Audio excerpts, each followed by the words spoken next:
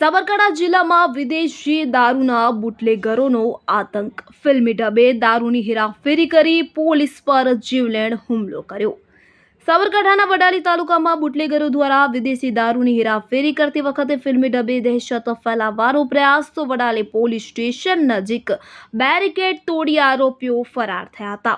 તો પોલીસે નાકાબંધી કરી તાબડતોબ કાર્યવાહી કરી હતી. તો ફરાર થતા આરોપીઓએ ઇનોવા કાર એએસઆઈ નરસિંહભાઈ પર કાતિલ ઇરાદે ચડાવી દેતા નાની મોટી ઇજાઓ થઈ છે અને ક્રેટા કાર કે જે પીછો કરી રહી હતી તેને પણ ટક્કર મારી નુકસાન પહોંચાડ્યું. તો પોલીસે હાઈવે પર તત્કાલ પીછો કર્યો અને ઇનોવા કારને ખેતરમાં ઘુસાડી હુમલાખોરોને ઝડપ્યા. આરોપીઓ પાસેથી કુલ ₹7,22,000 કરતાં વધુ કિંમતનો વિદેશી દારૂનો મુદ્દામાલ સહિતનો અને ઇનોવા કાર ઝડપી પાડવામાં સફળતા મળી છે. વડાલી લોકલ પોલીસ સહિત એલસીબીની સંયુક્ત કામગીરીથી સમગ્ર ઓપરેશન સફળ. તો 2 આરોપીઓને ઝડપી પાડવામાં આવ્યા છે, જ્યારે અન્ય 4 આરોપીઓ વિરુદ્ધ કાયદેસરની કાર્યવાહી કરી વધુ તપાસ હાથ ધરાઈ.